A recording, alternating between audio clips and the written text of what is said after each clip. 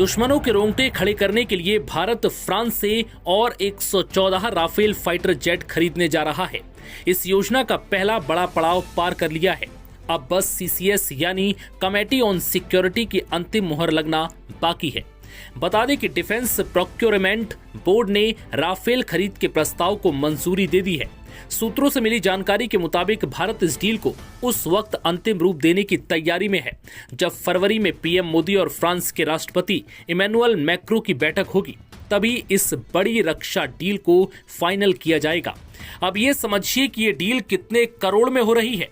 जानकारी के मुताबिक प्रस्तावित राफेल डील करीब 3.25 लाख करोड़ यानी कि करीब अरब डॉलर में हो रही है, जो भारत की अब तक की सबसे बड़ी डिफेंस डील बताई जा रही है। इस समझौते के तहत भारत फ्रांस से 114 राफेल और खरीदेगा।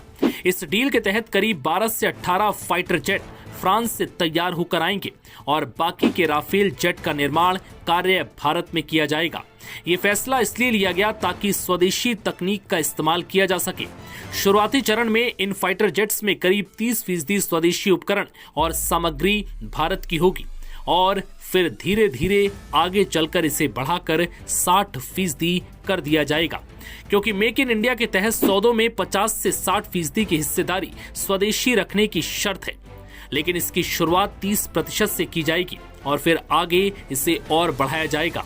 इससे साफ है कि भारतीय वायुसेना के लिए आत्मनिर्भरता को प्राथमिकता दिए जाने की पूरी अगर सब कुछ तय योजना के तहत होता है तो ये भारत की वायु शक्ति को कई गुना मजबूत करने की दिशा में बड़ा कदम होगा। इस डील के तहत भारत के पास 176 राफेल फाइटर जेट हो जाएंगे।